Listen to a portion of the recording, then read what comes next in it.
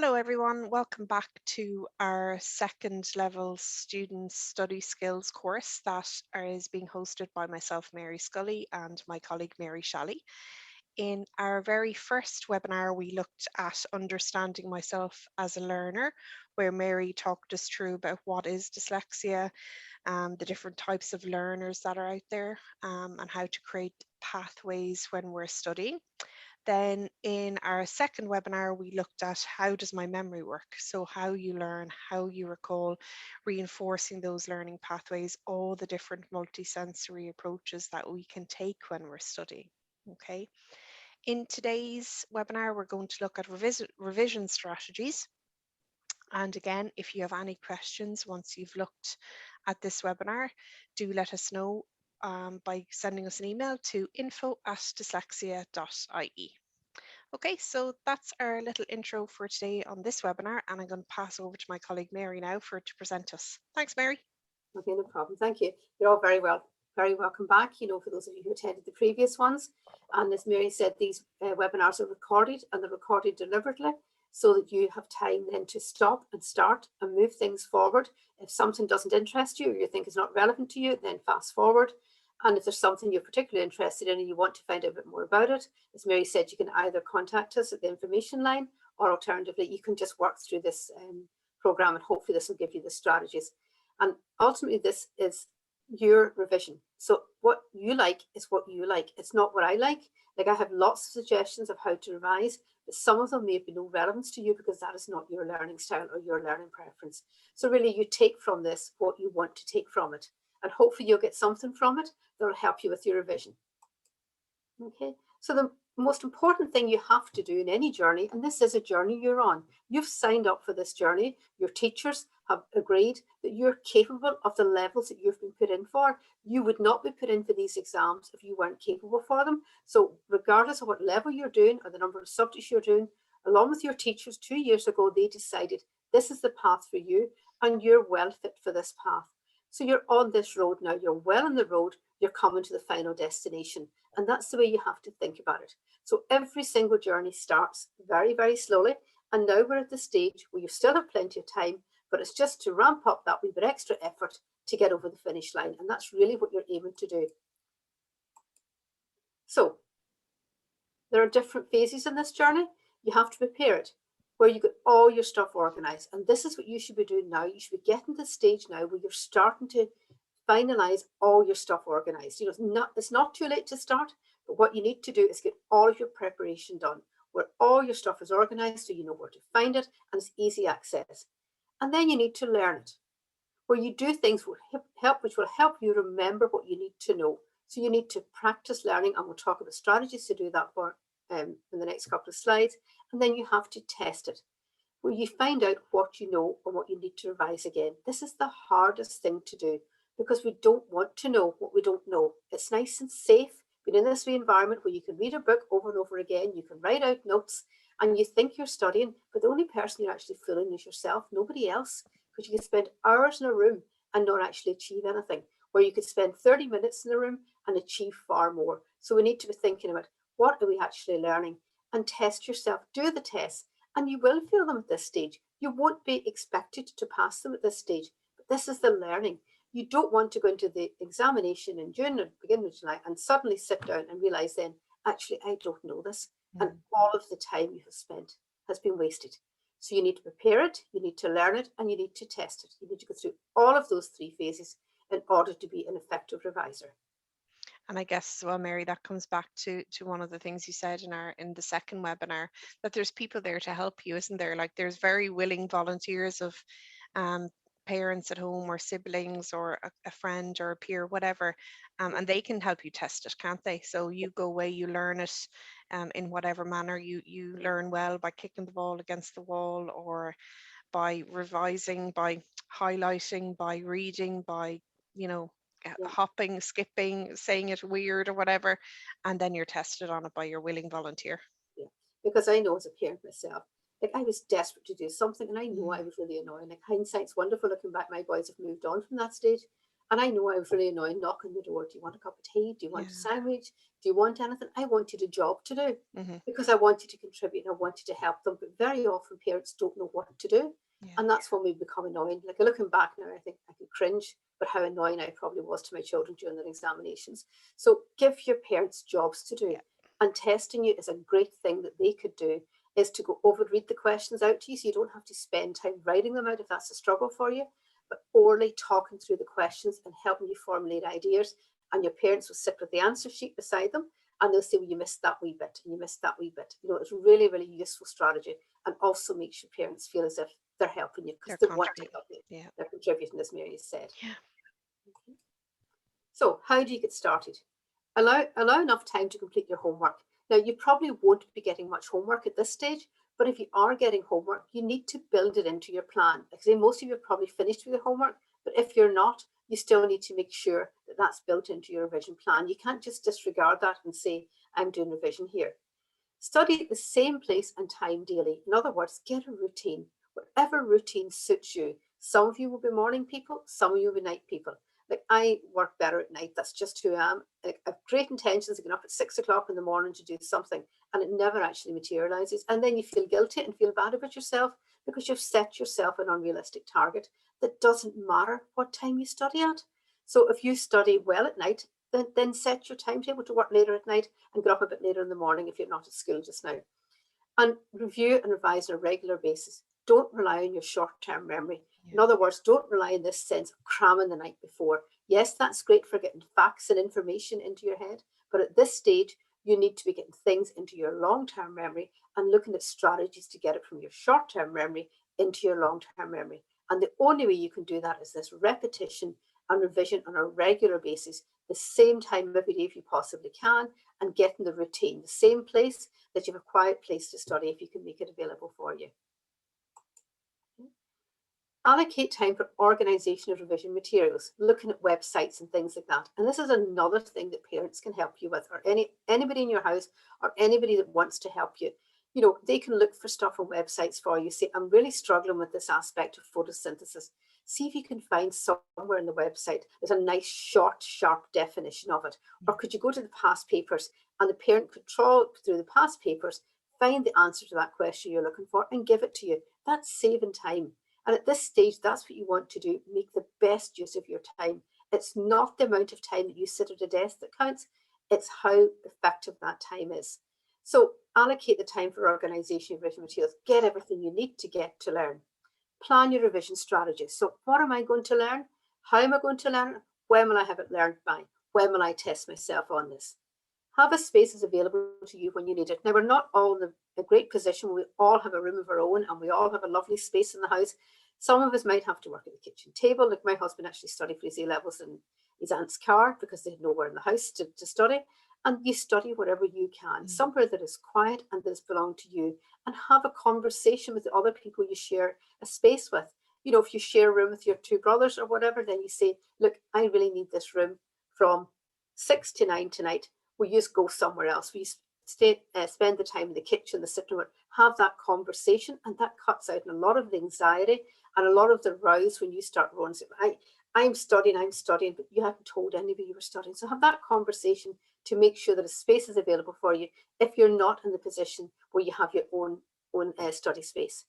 And try to get it free from distractions and interruptions as best you can. Studying in the sitting room with the whole family, you're only fooling yourself.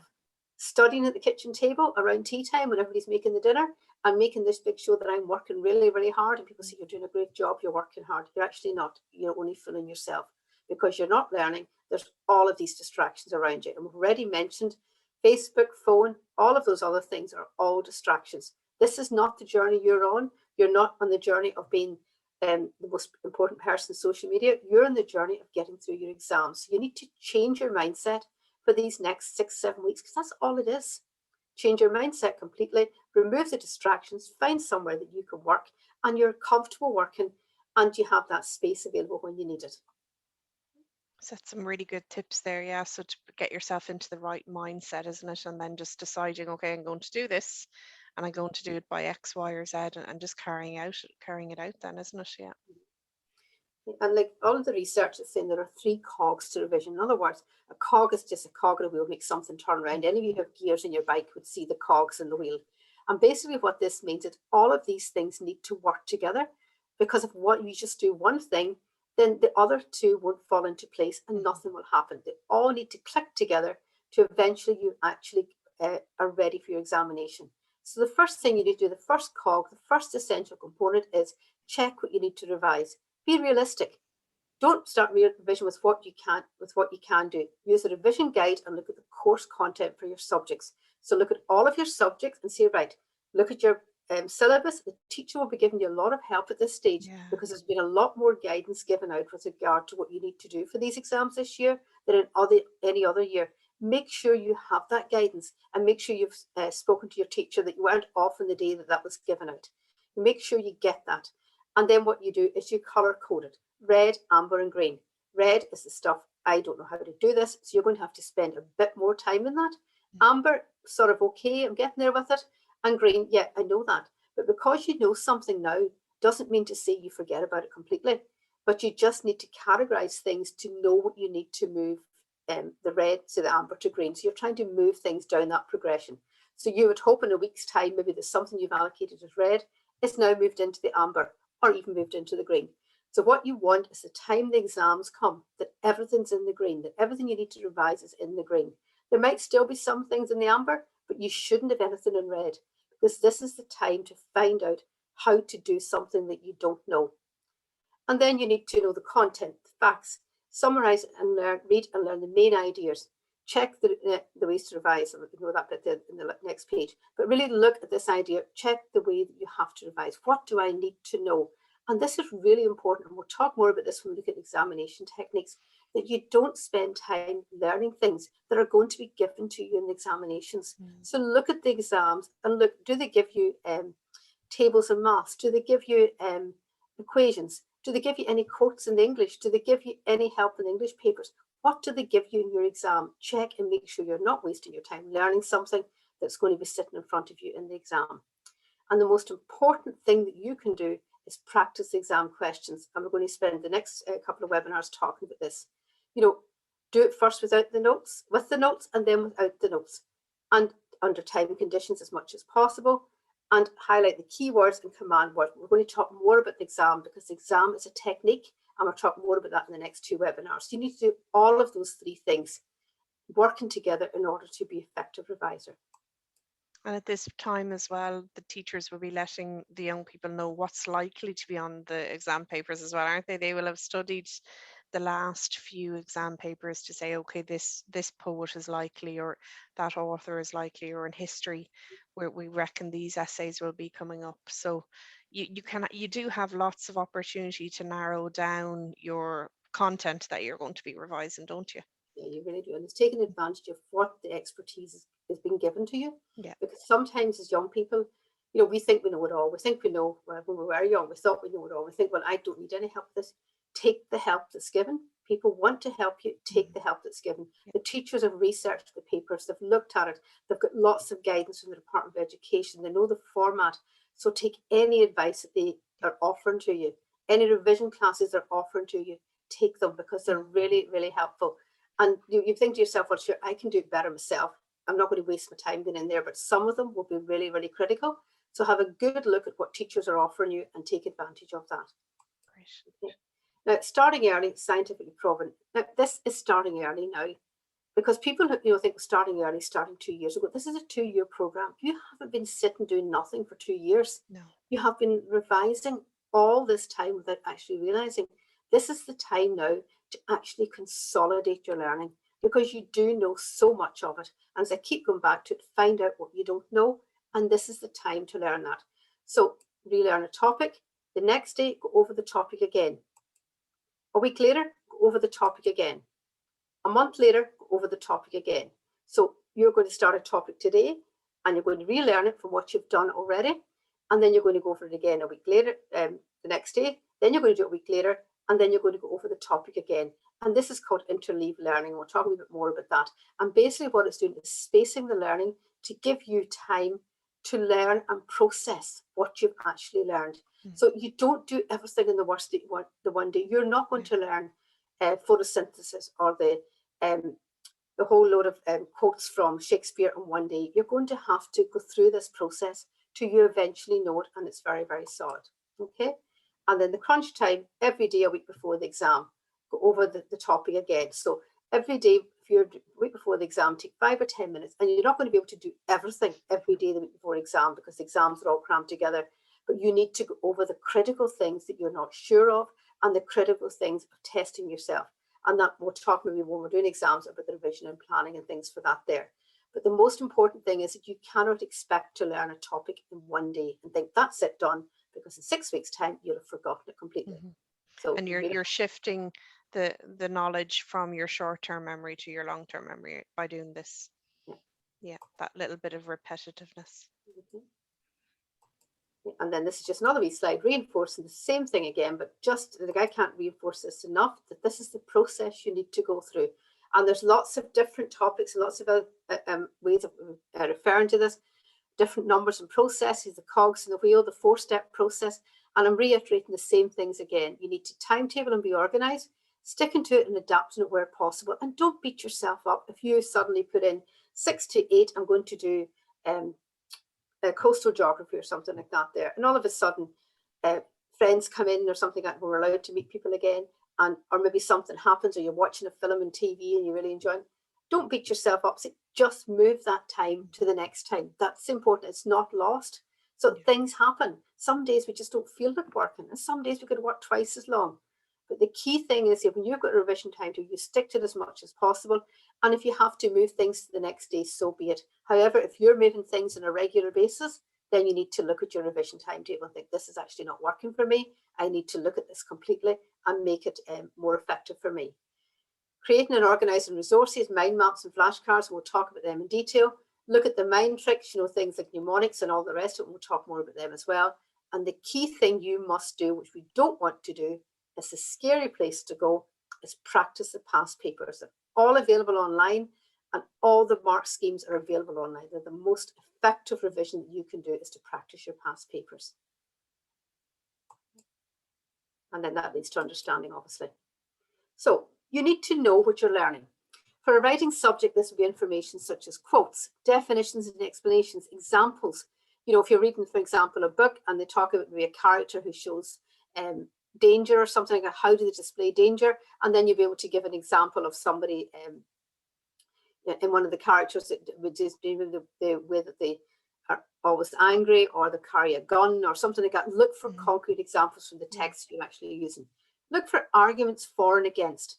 Look for evaluations, comparisons, and conclusions. So you'll have all of this done before you go into the exam. This is not something you start to think of in the exam. Can I think of an example of this here? And the teachers will be giving you good guidance, particularly when you're doing the analysis of text and things like that, of good examples of that there. You need to know what you're learning. What am I required to know for this examination? And then we talk about time as well. Make a realistic timetable and stick to it. When do you work best? I've mentioned that already. You know better than I do, and then better than your parents do. When is your most optimum time for revising? When do you feel best in the day? Is it straight after school if you're back at school just now? Is it early evening? Is it early morning? When you work best?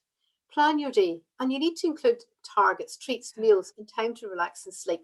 This revision timetable is not for somebody to go up on the wall, for somebody to come in and say, geez, you're great. Look how hard you're working. And all you've got is a lovely timetable on the wall. It doesn't mean anything. The more untidy your timetable is, actually, the better, as long as you can see exactly what you have to do. So handwritten timetables, there's lovely ones online you can type into, and they look really nice, but handwritten timetables are far more effective. And you need to build in the time that you need to relax. Take regular breaks. Short, sharp sessions are far more effective than sitting for an hour or so. Use short blocks of time and maximize your time, and ensure time is allocated for you. You need time out.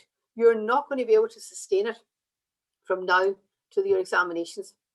If you start now, you're not going to be able to sustain working 10, 12 hours a day. It's not going to happen. No. So don't be unrealistic. But you come near the exam time, you just have to accept you're going to have to up the ante and do more near that time. And unfortunately, we're in COVID now, and there is nowhere to go. Like you look at the wee picture there on a Friday night, you go out with your friends socialising. Saturday night, you're probably doing much the same. But the reality is, we're not able to do that. So make the best use of this opportunity and treat it as an opportunity. Yes, it's miserable. We can't go out and spend time with our friends and do all the things we'd like to do. But take this as an opportunity to get through your exams, because hopefully by the summer, you'll be able to get up and you'll feel so much better about yourself that you've taken this time. So ensure time is allocated for you. Plan your time so it's effective revision and not just sitting in a room for hours on end. Okay. One of the main processes you need to do to help with revision is chunking.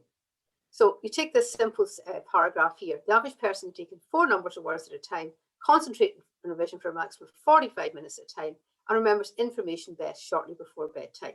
It's just a paragraph. If you put that into 3 sentences, remember 4 words numbers at a time, revision max 45 minutes, remember best before bedtime. That really helps you revise because you've taken a paragraph, a lot of information, with words are not needed, ands, ifs, buts are not needed in revision. They're just taking up brain space. It's not required. So chunk your information. And this is the start of taking your notes. Look at the information you have on the page and put them into short, sharp bullet points. Okay. Mnemonics is another thing that really helps you remember. Some people really, really respond to them, and it's fancy that this is about your revision, not my revision. You know, some people don't like mnemonics, and if you have dyslexia, sometimes the mnemonics can actually be something else to learn, and it just becomes really complicated. But if you're good at remembering mnemonics and you find them, they really stimulate your visual memory, then, you know, use them. So mnemonics are simply putting words against. So this is revision: rest, exercise, variety, imagination, structure, individual, ongoing, not too long. You know, that's what mnemonics are. It's just a quick way of remembering things. They're good for remembering lists, you know, like orders of planets, orders of metals and things like that for your periodic table, you know, your reaction series. They're good for remembering lists. But if you struggle with them, then don't do them. Try something else. The other thing which is really, really effective, particularly for children with dyslexia or young people with dyslexia, is this loci. They call it and basically what it is putting yourself on a journey. And you think about a journey you know well. So it could be the journey to school, it could be the journey around your bedroom, it could be any journey you go on. And this is really, really good for remembering things that are in a process. So you think about the landmarks along the way, and then you add images to help you remember the information. So say, for example, you were doing it in your room, and you're going to do the process of photosynthesis, for example. And you know that in the photosynthesis experiment, you walk into your room and there's a bookcase as you walk in. And on that bookcase, you'll have all the equipment you need for photosynthesis. So you visualize yourself in your room and all the equipment is there, the conical flask, the Bunsen burner, and all the rest of it. And then you move to the next part of the room, which might be chest of drawers. And on that chest of drawers, you might have all the safety equipment you need, the glasses, you know, and all the safety instructions, maybe what you need to think about, you know, be careful because you're using ethanol and things like that. And then the next bit in the next part of your room could be on the windowsill. And on the windowsill, you'd have all of the, you know, the actual first process of boiling the leaf and all the rest of it. So you're visualizing yourself doing an experiment, or you're visualizing yourself in a process. You know, if you're doing a process in geography, what actually happens, what's the process of volcanoes, and it works the way around. So you're visualizing yourself somewhere and you put an image on top of everything in that room. So when you're in the exam, you immediately put yourself back in the room and you think, right, I'm in my bedroom, and in my bedroom, I'm thinking about the process of photosynthesis. And then you think, well, maybe in my sitting room, I'm thinking of the process of, and all of those wee articles in your room will really help stimulate your memory banks and will help you remember. Like, it's quite a simple technique, but lots and lots of research has been done on it now. That it's a really effective way of learning because you can visualize yourself in that room. And if you can visualize yourself in that room, then you can visualize yourself with all those processes there. And you know the next stage in the process because you're walking around your room in a particular direction, and you know the windowsills after the chest of drawers. Okay. Yeah, it's a really, really good technique of like having the book in your hand. So you're saying the process out loud, whether it be your photosynthesis or, you know, the geography or history or a little bit of engineering or woodwork, whatever it is, and you're okay, so I do this on this and on that, and you're literally, and then when you're in your exam, your mind comes back to you walking around your room or walking up and down the stairs or around your kitchen or something like that. Yeah, it's a really, really good technique. And it also means as well you don't miss out part of your technique, because if you can't remember what's in your chest of drawers in the exam, you'll know that you're missing something. Mm-hmm. So you leave that wee space, and then you might come Exactly. back And later on it might refresh you. Exactly at right, some Mary. stage. But you know there's a part of it missing, Mm-hmm. and that helps you prompt, because you're trying to remember just a list with no concrete Mm-hmm. supports. It's Yeah. difficult to know if you're missing anything. Mm-hmm. Okay. Revision notes, and this is what you should be doing now. At this moment in time, you really should be starting to concentrate on your revision notes. They should be created in the early stages of revision, and this is the early stages of revision, and you still have plenty of time. Don't panic at this stage and think you've run out of time. You haven't. There's people who have been studying for months, but they maybe haven't actually learned anything because they've been sitting in the room and not studying effectively. Don't attempt to memorize everything in your lesson notes. Revision notes are designed to jog your memory for the things you've learned.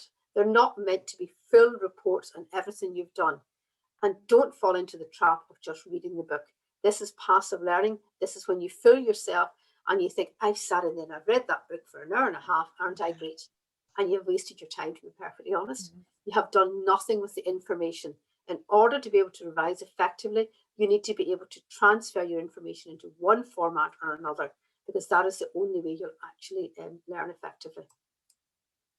Read through the notes you have on the topic, find out what's interesting, pick out your key points and phrases, highlight those key points and phrases. But that is not where you stop. Lots of times people stop when they highlight it and think that's that done. But they haven't done anything, they've just moved a wee bit better than actually reading the book. It's still passive learning.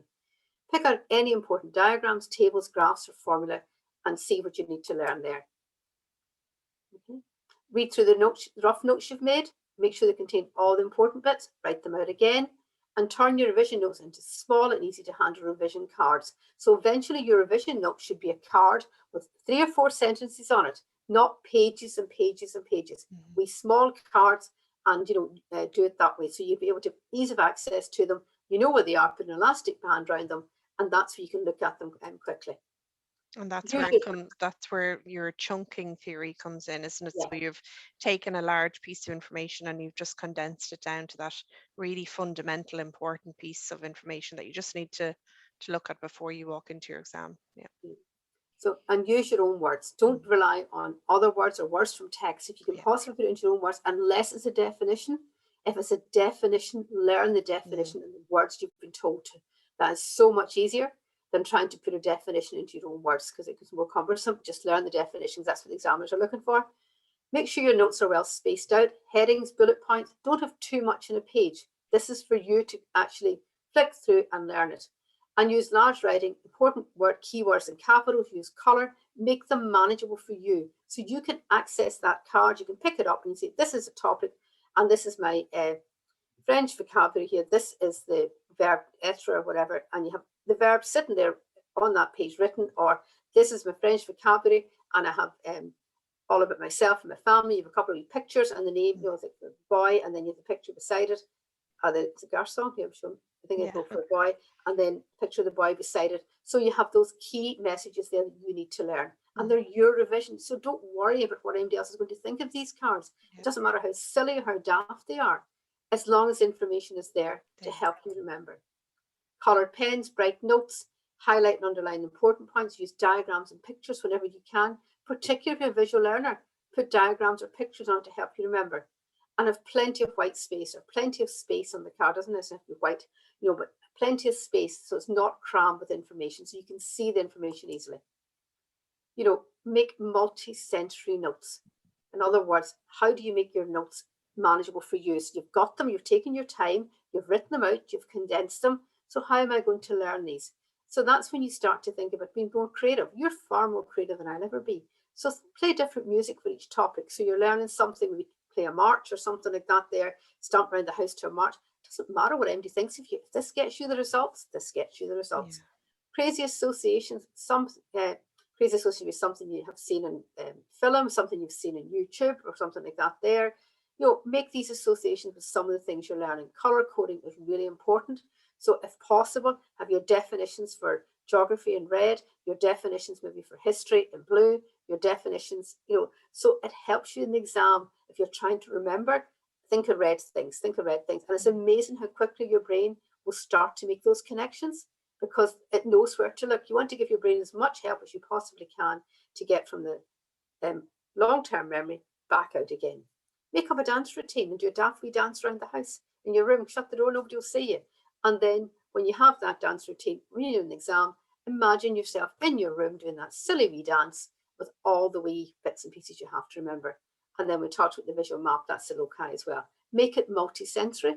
And the sillier the better, because it makes you laugh and that relaxes you, and that will help bring a smile to you when you're in the exams as well. If you can imagine yourself doing a silly wee dance and you're actually learning maybe something really, really complicated. Yeah. So be creative, any way you can to get that information into your long-term memory. That's what you're aiming for. Bounce a ball, go for a walk, perform, teach it to somebody else, and use assistive technology. And we'll talk a wee bit more about some of the assistive technology you can use. But we're not going to dwell in assistive technology for revision as part of this, because there is a separate Facebook site with Brendan, one of our coordinators, adult coordinator, who's done an awful lot of things on assistive technology, and they're all available. So we're not going to spend time in this here. But don't forget, it's there to help you, but don't rely on it unless you actually have you've got time in your exam to use it. If you've got concessions or something like that to be able to use it, if you've got race or something, then use it, but don't rely on it. Okay. Oh dear. These are just a couple of examples of revision notes that I've come across that are quite good because they're very, very concise. And you can see there's an image there of what the ring forts look like. The Celts, the settlements and houses, not in towns, isolated house types, there's 3 types. And then you need to know what a ring fort looks like, what a cranard looks like, and what a hill fort looks like. And that's just a simple page there, but there's enough information there to stimulate your mind and to make you realize, to give an answer in an examination. You can pull all that out, you can draw that diagram in the examination, and you can remember it. So it's just being concise. Here's another one somebody's written out as well. Who, when, where, what clothes there were, these silly wee diagrams, the arts and crafts, skill, pins and brooches, the torque necklace. There's enough there to give you the stimulus to write a really informed answer. Okay. So flashcards, definition cards. These are visual cues and cards, the same as your notes, only they're more condensed. You're back now into the last minute of actual revision. You can put anything on them, diagrams, tables. It's a summary of the information. It's not copied text. And what you're looking at is if these be elastic bands, the likes of here, geography, key terms, chemistry, atomic structure. So you know where they are, they're all together. You can pick out that wee pack, wee cards, and you don't have to buy cards. You can cut them up from bits of paper or whatever. You don't have to go to expensive buying the wee cards. They have condensed information on them. In other words, they're last minute things to help you revise and reinforce your learning. And the more you've went over them before the exam, the more concrete they are in your memory. This is just another one. This is ScoilNet. If you just Google it, they have lots and lots of lovely examples. This is one for science. Work is done when a force moves a body. Work equals force times distance, and then the measurement of force is units in joules. That's all you need. They're there, they're published for you. But if you're taking that off the internet, can I suggest that you write it out and put it onto your own card, your own writing, because then it's going to be easier then for you to remember. But it's a really simple way of being able to answer maybe 10 physics questions, because you now know work equals force times distance. You can work things out. You know the unit they're measured in, and they're usually questions. So there's a definition that could be 2 marks. You can maybe have 2 questions of calculations, maybe worth 5, 6 marks, and then the actual units, you might get a mark for the units. So with that simple card there, you might have got 8 or 9 marks in your physics paper. So just look at those things there to help you.